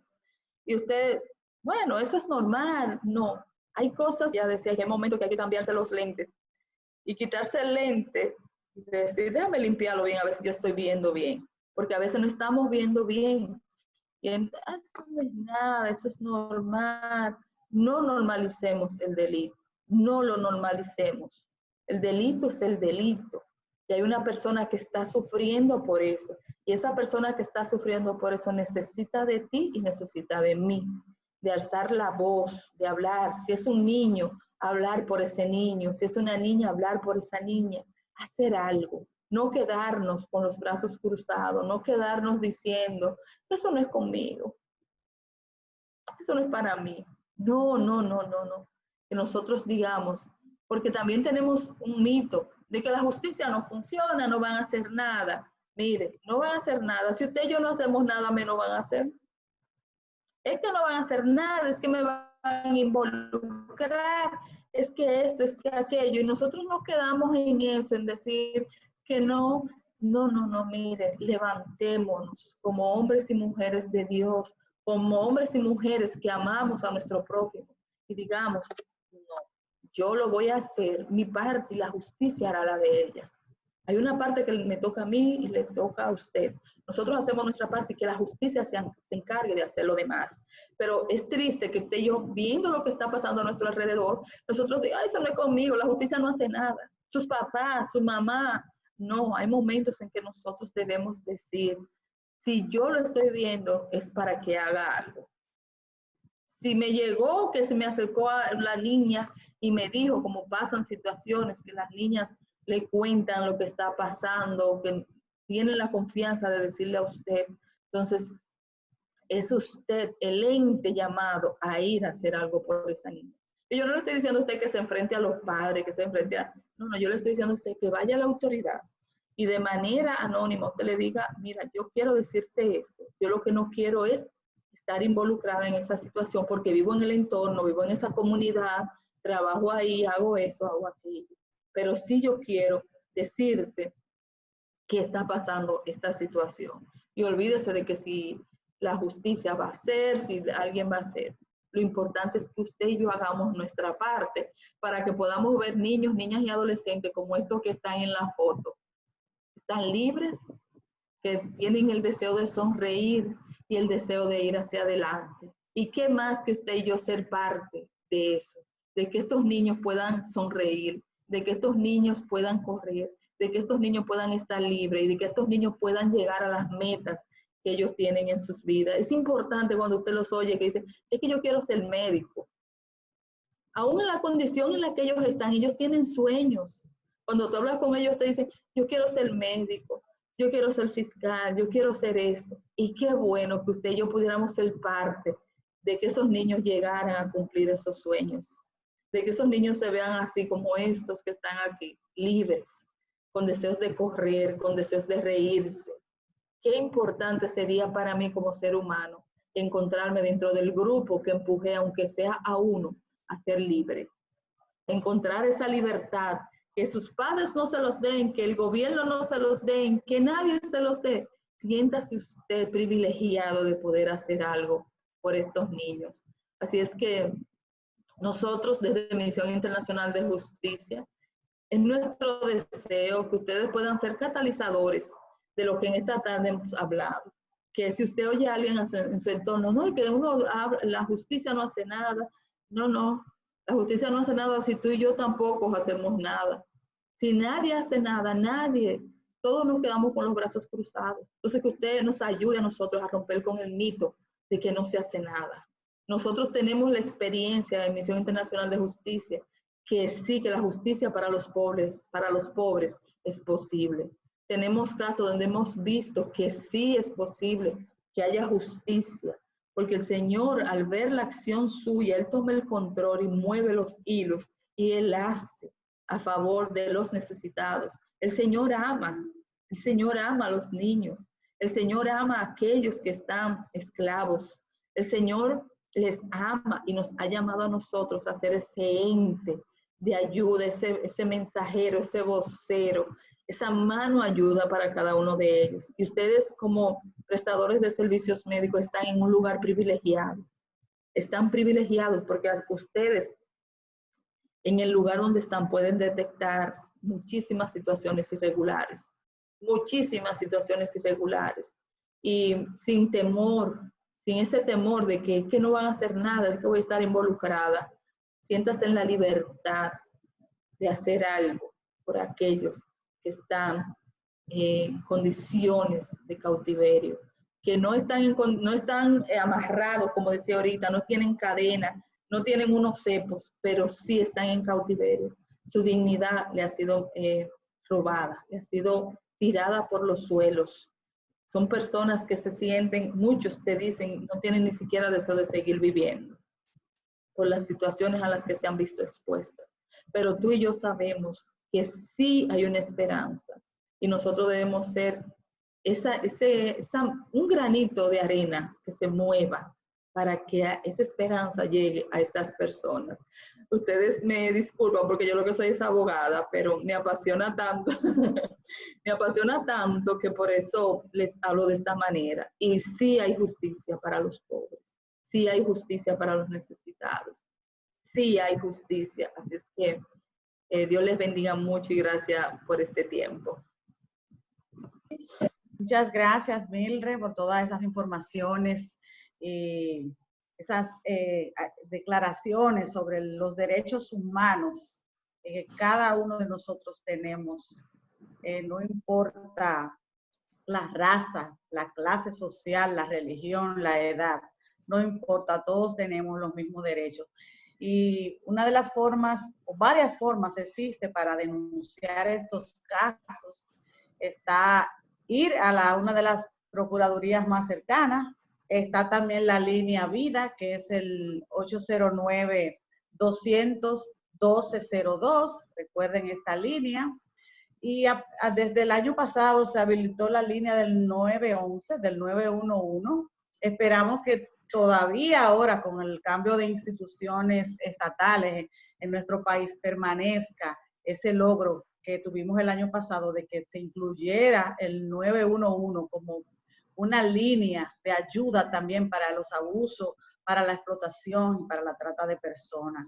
Así que recuerden que se puede denunciar de forma segura, que su identidad queda protegida, que hay formas donde usted no queda comprometido para denunciar. Así que no tenga temor, así mismo como dijo Mildred, y cualquier situación, eso es lo bueno, que se puede denunciar situaciones, que aunque usted no esté seguro de que eso sea un caso en sí, sino que usted por pura sospecha es válido denunciar.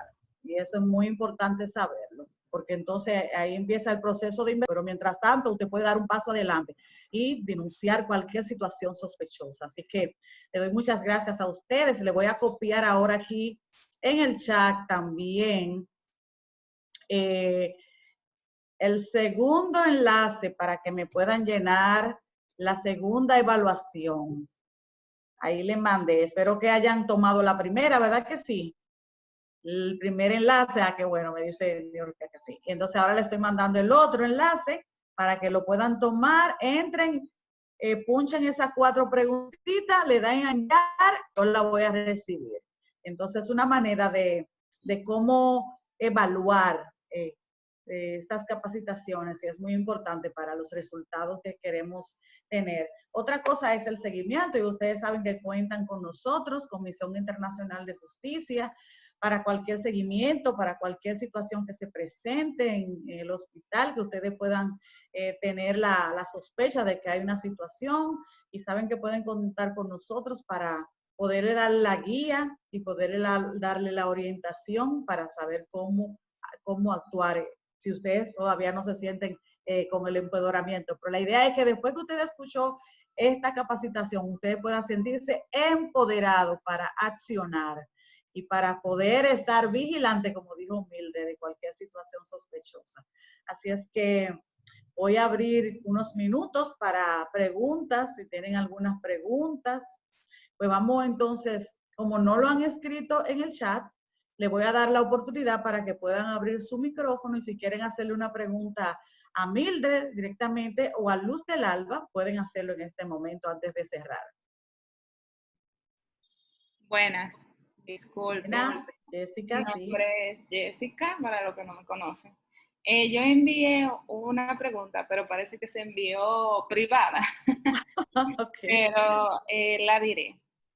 ¿Cuáles son los programas que tiene el Estado, ya sea el gobierno o el Estado en general, para el después de? O sea, si un niño habla y dice del caso que le pasó y ya se hizo todo el proceso, ya sea legal y todo, ¿qué pasa con ese niño o esa niña después de?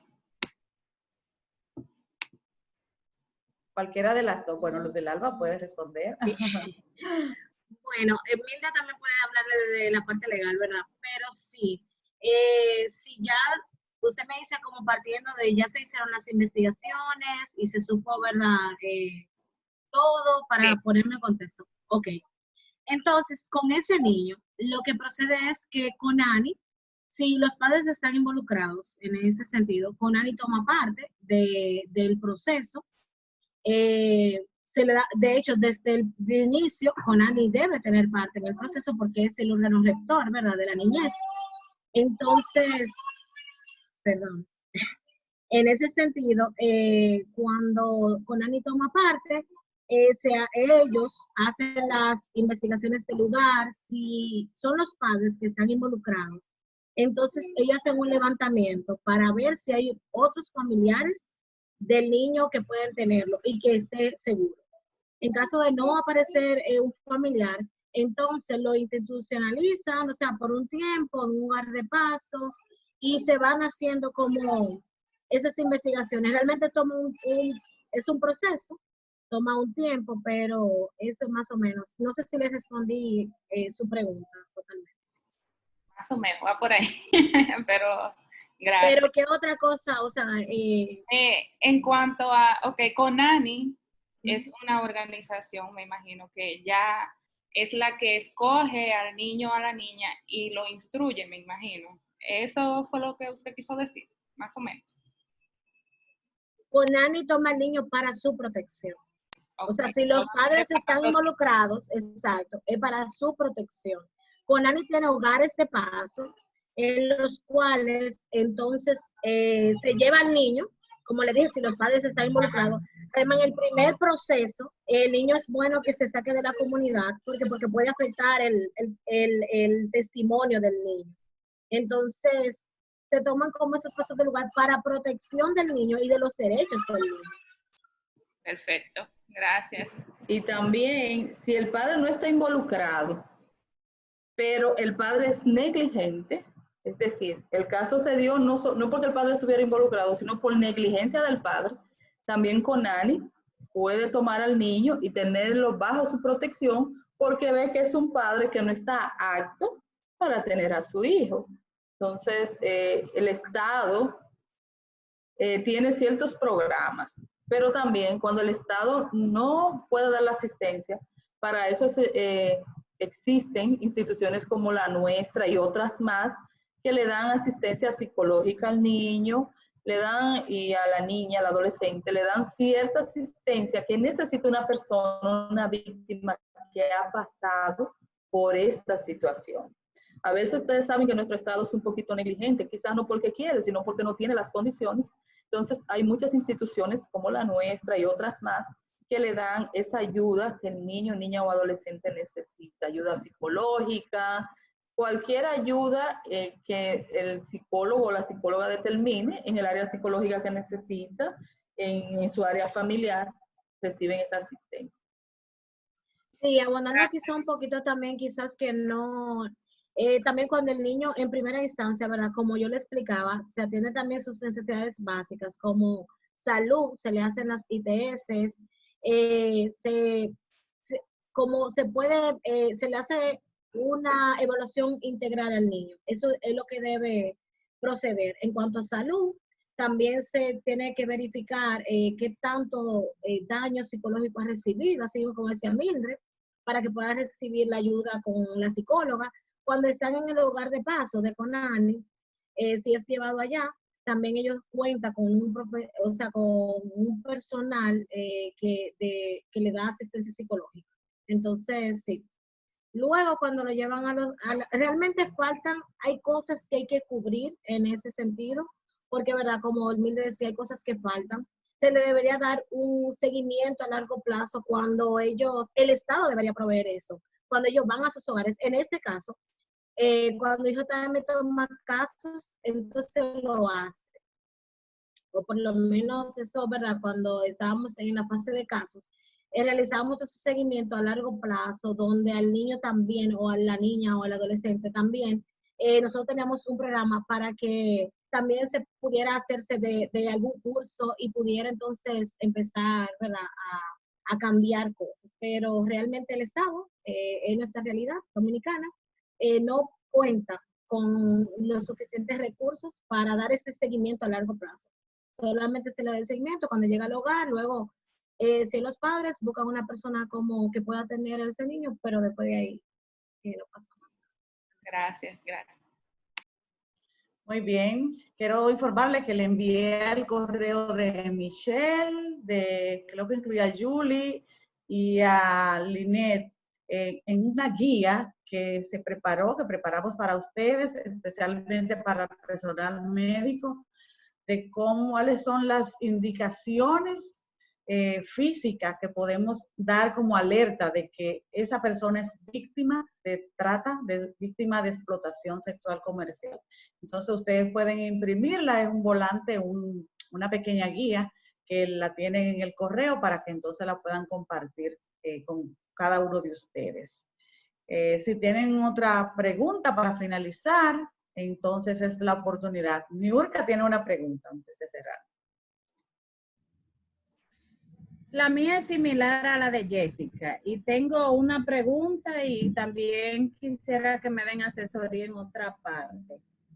Mi pregunta es la siguiente, puede ser similar a la de Jessica, pero ¿dónde se dirigen las personas que han sido víctimas de trata sexual, personas adultas? Nosotros tenemos casas de acogida donde esas personas puedan llegar y puedan ser tratadas por médicos, psicólogos. ¿Cómo se hace? ¿Dónde quedan esas casas de acogida, si es que tenemos en el país? Si son mujeres adultas, el Ministerio de la Mujer es que se encarga. Si son adultas, es en el Ministerio de la Mujer. Se acercan al Ministerio de la Mujer en las comunidades, en las provincias. Hay unas dependencias del Ministerio de la Mujer, se pueden acercar allí. estas mujeres. Sí. Yo estuve una pequeña charla con la nueva ministra de la mujer y dice que en una de sus primeras gestiones será crear casas de acogida, porque en realidad el Ministerio de la Mujer no tiene casa de acogida. Eso es una debilidad que tenemos. Tenemos esa debilidad, que no tenemos casa de acogida.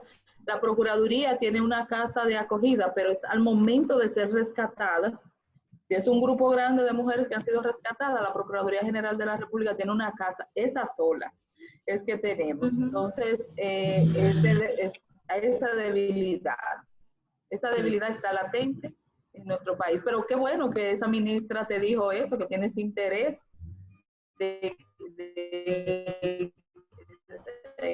hacer casas, tener estas casas de acogida, porque son muy necesarias.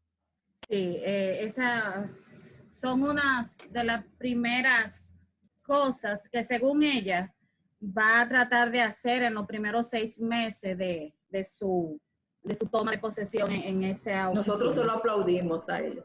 No, nosotros también. Otra cosa, en los últimos días hemos visto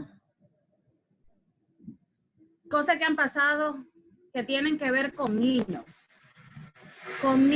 y con la comunidad. Ejemplo, voy a citar estos 3, que son los que más renombre han tenido en Twitter, que son la niña Liz María, que todo el mundo sabía en la comunidad lo que el hombre hacía, cómo lo hacía, qué le decía, pero que vemos que nadie hizo nada, pero que ahora que la niña no aparece, que entonces ahí todo el mundo sabe, todo el mundo habla, todo el mundo quiere ser la voz, donde antes pudieron ser la voz y salvar una vida.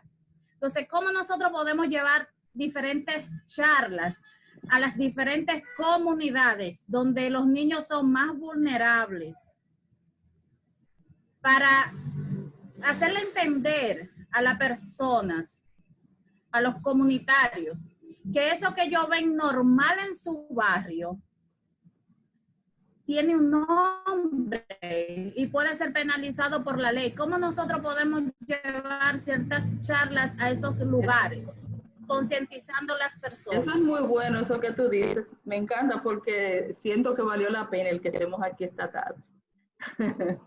Sí. Es la manera por ejemplo, ustedes mismos pueden hacerlo. Ya ustedes tienen las herramientas de decirle a las personas, miren, porque mira qué pasa, estos delitos han sido muy normalizados. ¿Por qué? Porque dicen, no, mi abuela de 13 años, de 12 años, eso se fue normalizando y la gente entiende que eso no es nada. Pero nosotros estamos llamados a decirle, esto es un delito. Hay personas que no saben que eso es un delito. No saben. Entonces, ustedes ya están capacitados, ustedes, para hacer esas charlas y decirle a las personas, eso es un delito por esto, por aquello y por lo otro. Entonces, yo entiendo que ustedes están capacitados para hacer ese trabajo de ir y llamar a la comunidad, de reunir grupos y de llamarles, decirles, miren, esto es un delito. Y ese chin que la gente tiene de que si yo denuncio me van a involucrar. Y esa situación de que la justicia no hace nada, también con eso hay que romper. Nosotros sabemos, hay momentos que la justicia no hace nada, lo sabemos, y es nuestra realidad, no la podemos esconder. Pero menos van a hacer si nosotros tampoco hacemos nada. Nosotros sabemos de la viuda y el juez injusto. ¿Por qué fue que el juez hizo? Porque la viuda le cayó. Entonces nosotros tenemos que ser esa viuda a favor de los niños, niñas y adolescentes. Que no van a hacer nada, van a hacer. Mentalicémonos, sí, se va a hacer. Yo voy a hacer mi parte. Entonces, esa labor que tú dices es excelente de decirle a la gente, llamarles, decirle, miren, esto es un delito. Y es un delito por esto y por aquello. Y si ustedes quieren hacer esas charlas y necesitan algún material, se comunican con Josefina y nosotros le damos cualquier material que necesiten, le ayudamos en lo que ustedes necesiten, para que ustedes sean esa voz a favor de los niños, niñas y adolescentes. Como tú bien decías, esa niña que hoy ni siquiera se ha encontrado su cuerpo, necesitó de una persona una persona que accionara a favor de ella, porque vemos que su madre era descuidada. Y uno dice, pero ella tenía a su madre, pero era descuidada. Pero si tú o yo somos voz de alerta, es posible que esa niña hoy estuviera viva. Entonces, eso nos llama, en nuestras comunidades hay muchas Liz, muchas que necesitan de nosotros. Entonces, les animo a que ustedes se organicen y vayan y den esas capacitaciones y empoderen a la comunidad diciendo esto es un delito. Y saben, agregando algo más, ¿saben lo que es más triste? O sea, si ese caso no termina en como terminó, en desenlace fatal, sabrá Dios los años que hubiese durado Liz siendo abusada por esta persona. Y todo el mundo sabiendo y todo el mundo callado. Entonces, es desmontar eso también, de que es hija de fulana y no mía. Es despertar a las comunidades que puedan entender. Primero darle nombre, porque eso no tiene nombre en las comunidades. En las comunidades usualmente a las mujeres que hacen eso, adultas, le dicen cómo. Le tienen un nombre, ¿verdad? Común. Entonces las niñas están, ¿verdad? Los niños aprenden, por ejemplo. Entonces ese ejemplo está arrastrando a veces a esos niños también a que normalicen eso que a ellos les está pasando. Y la realidad es que no está bien. Entonces, darle un nombre a eso, el nombre real que tiene, que es un delito, que es penalizado por la ley, y también ese trato sensible de que no, porque no sea hija tuya, no te importe. Porque como le pasó a ella, la del frente también le puede pasar, que posiblemente la tuya. Entonces, despertar ese sentir en las comunidades. Muy bien. Disculpen. Ajá. Aparte del 911 y de la línea vida que usted dijo, o sea, ¿no pueden añadir algunos números? Sí, yo le mencioné también asistir presencialmente a la oficina más cercana de la Procuraduría. Hace un tiempecito yo le envié un listado de teléfonos a Niurka. Le compartí un listado de cómo denunciar casos de abuso, cómo denunciar casos de explotación, de trata, diferente. Y en ese listadito, entonces, se le puede hacer como una pequeña fichita a lo mejor y ponérsela visiblemente, donde ustedes puedan tenerlo, ya sea en la misma clínica o en, qué sé yo, repartirlo para que todos los colaboradores puedan tener esa información. Entonces, es muy interesante. Y así como decía Mildred, yo le animo también porque ustedes tienen la base ya con todas las iglesias de la red de Go Ministries. Son más de 70 iglesias que tienen en su red. Y en todas esas comunidades donde están esas iglesias, cada líder comunitario, cada pastor puede ser un multiplicador de este tema. Y asimismo saben que pueden contar con nosotros, como en otras ocasiones, yo le puedo facilitar información, presentaciones, para que puedan ser multiplicadores de esta problemática, para que podamos llevar esta voz de alerta. Entonces, para concluir, yo le voy a dar la palabra a Michelle.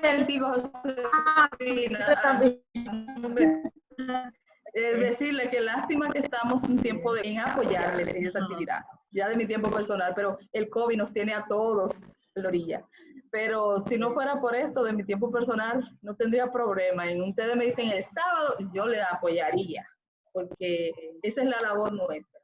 Un niño o una niña que nosotros podamos evitar que caigan en esas garras, yo me siento más que pagada.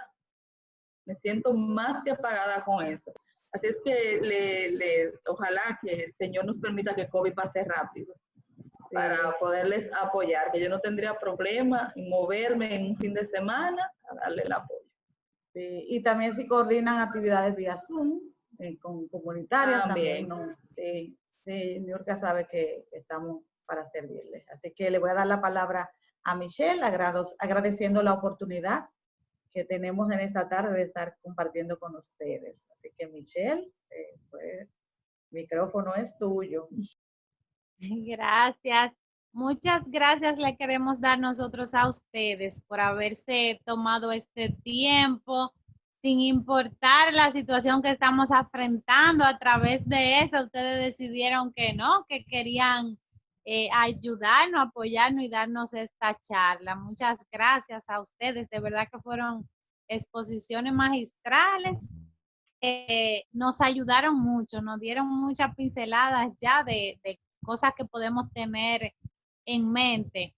Me encantó esa idea de uno poder poner esas líneas de ayuda para alguien que sospecha de alguien que está haciendo trata, y que uno pueda poner esos números ahí para que cualquier cosa sepan a dónde llamar.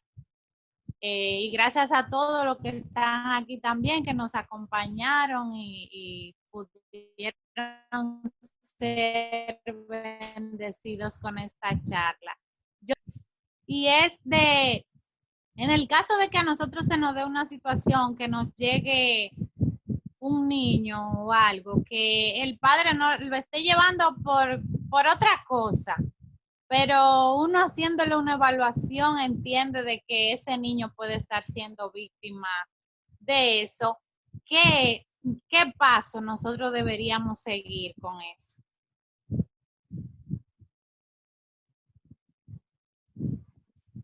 Por ejemplo, lo primero es en la parte legal. Luz del Alba ya yo no soy buena psicóloga. En la parte legal, lo primero que yo le aconsejaría identificar si el padre sabe lo que está pasando. Es decir, si el padre te lo lleva por que le duele la barriga, por ejemplo, y tú identificas que hay otra cosa, lo primero es tratar de manera sabia, identificar si el padre sabe de lo otro que tú descubriste. Entonces, si te das cuenta que el padre sabe de lo otro que descubriste y lo está como justificando, cubriendo, yo creo que tu labor sería denunciar.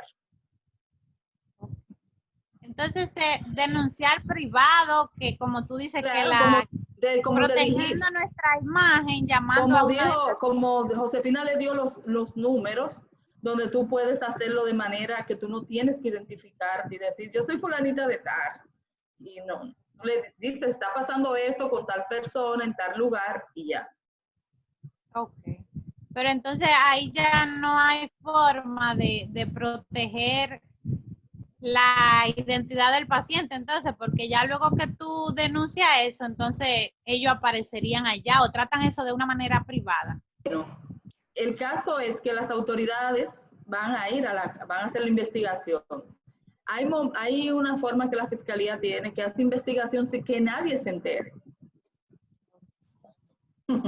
La fiscalía, porque tú das la voz de alerta y ellos no de una vez van, sino que ellos hacen una investigación, por ejemplo, encubierta, de que investigan si eso es verdad, cómo está pasando todo eso. Después que ellos investigan eso, van a tomar las medidas necesarias. Pero ellos no van a ir a la casa, por ejemplo, la policía a llevarse al niño. Por ejemplo, eso no va a ser. CONANI sí puede ir a buscar el niño. Y el padre o quien sea que esté involucrado, puede ser que sea detenido. Pero el niño bajo ninguna circunstancia va a ser llevado a la policía, no. No te decimos con esto que el niño va a recibir el trato, porque ahora mismo nuestras psicólogas están capacitando para eso mismo, para el trato a los menores. Nosotros estamos capacitando a los actores claves del sistema porque no tienen las herramientas. Entonces no te vamos a decir que ellos van a ir con todo el cuidado y todas las herramientas. No te hablaría mentira, te digo eso, tengo que serte clara. Ahora, de que si se determina que sí hay un delito, van a actuar y ese niño será puesto bajo el cuidado de CONANI. Y de su parte también puede tratar, ¿verdad?, de recabar las informaciones más acabadas en cuanto a domicilio, o sea, como para que la denuncia, ¿verdad?, pueda tener buen camino, porque si posiblemente usted denuncia y no vuelven más, entonces ahí no va a haber forma de usted tener contacto. Entonces, recabar como las informaciones de manera discreta, ¿verdad?, más acabada posible, que usted pueda tener, no en torno quizás al evento, porque a usted lo trajeron, ¿verdad? Fue por dolor de barriga, fue que usted se dio cuenta, porque ya usted está entrenado.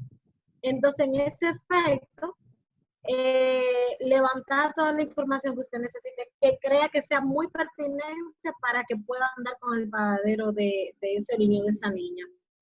Y también recordar que yo sé, ¿verdad? Ustedes tienen, al igual como los psicólogos, nosotros tenemos un secreto profesional, pero se rompe ese secreto profesional cuando está la vida del paciente o de una tercera persona en riesgo. Y recuerden que realmente la explotación sexual pone en riesgo la vida del niño o la niña que lo sufre. Entonces, ustedes en ese momento, ese secreto profesional debe romperse. Ok, muchas gracias a ustedes y decirles que estamos a la orden de nuestra parte también para cualquier cosa que puedan contar con nosotros y que nosotros podamos ayudarle. Muchas gracias. Entonces cerremos con oración y vamos a ver a la misma Michelle, que es la encargada del personal médico de Go Ministry, que ella misma nos cierre en oración esta tarde. Okay. Padre, te queremos dar gracias por este tiempo que nos permitiste tener aquí. Gracias por cada una de estas enseñanzas, Señor, y por cada una de las personas del Ministerio JM que nos ayudaron, Señor, dándonos estos conocimientos para que así nosotros podamos ser luz en medio de tanta tiniebla y ayudar a muchos, Señor, que quizás no tienen una voz y nosotros poder levantar la voz por ellos. Gracias por cada uno de ellos. Continúa bendiciendo sus vidas, Señor, para que puedan seguir ejerciendo esta labor. Así como a nosotros, danos la valentía y la fuerza para también aportar un granito de arena para que esta situación pueda parar y que nosotros podamos ser ayuda para muchos que estén pasando por esto. En el nombre de Jesús. Amén. Amén. Amén. Bueno, muchas gracias y que el Señor les bendiga. Bye. Muchas gracias. Gracias, Inés. Gracias, Julie. Yo aprecio mucho tu tiempo. Gracias. Bye, gracias, igual.